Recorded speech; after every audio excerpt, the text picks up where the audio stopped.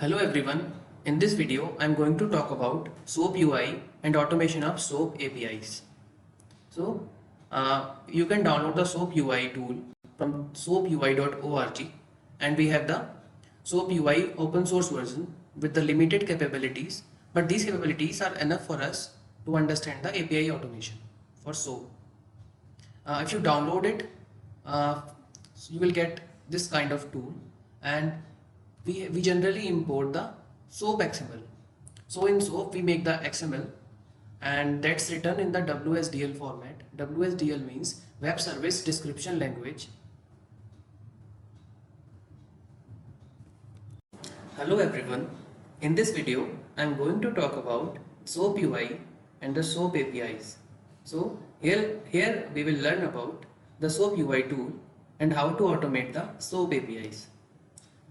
So you can download the SOAP UI tool from soapui.org, and we can click on this link, and the SOAP UI tool will get downloaded with some limited functionalities, and these functionalities are enough for us to understand the SOAP APIs. So this is the tool. I have already installed it. So what we do in the SOAP APIs, we have an XML written in WSDL format. Web Service Description Language is an acronym for WSDL. So if we click on SOAP, and if we give the path to our XML, I have the XML, the documents part here. I'll show you the XML later. If I click here, then all the APIs which are related to this XML are being imported. So if I click here with this request and click on this play button, it's bad request because we have to give the parameters. For add, we give two parameters, two numbers, and we have the URL like the way we have in the REST APIs. If we click on play, we'll get the response, the sum of the two numbers. So this is the REST, this is the SOAP API. We can get the raw content here, which we can use to automate the API.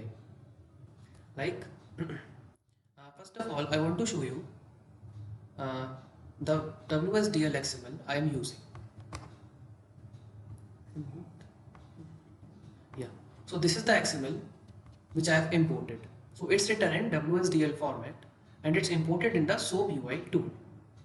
Okay, so we can use this information to automate the SOAP API.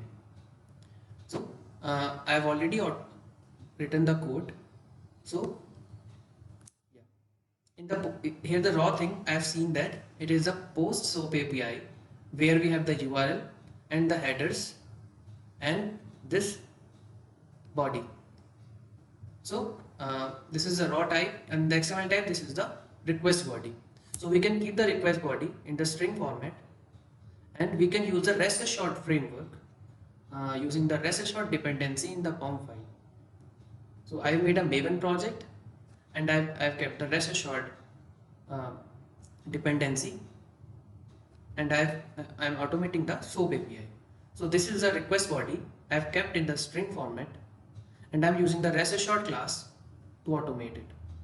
So I've given the header here, the required header, and I have called the function relax HTTPH validation, and the content type is XML here, and I'm posting the URL here. I'm calling the post function with the URL.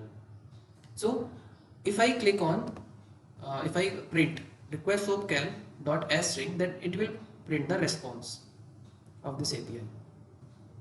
And if I run this code,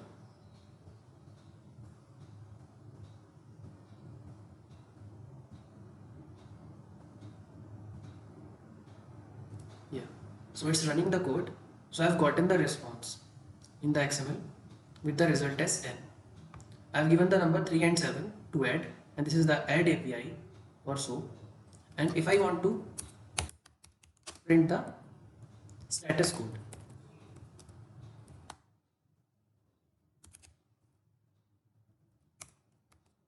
so get status code is the method. So it will print the status code which is returned. Yeah, status code is 200. So that's all for the automation of SOAP APIs. So similar way, you can automate get, put and delete API as well. But in get and delete, you don't need to send the body. So this part is removed, as simple as that, for delete and get. But for put, we have the similar syntax to automate the put API. Okay, thank you.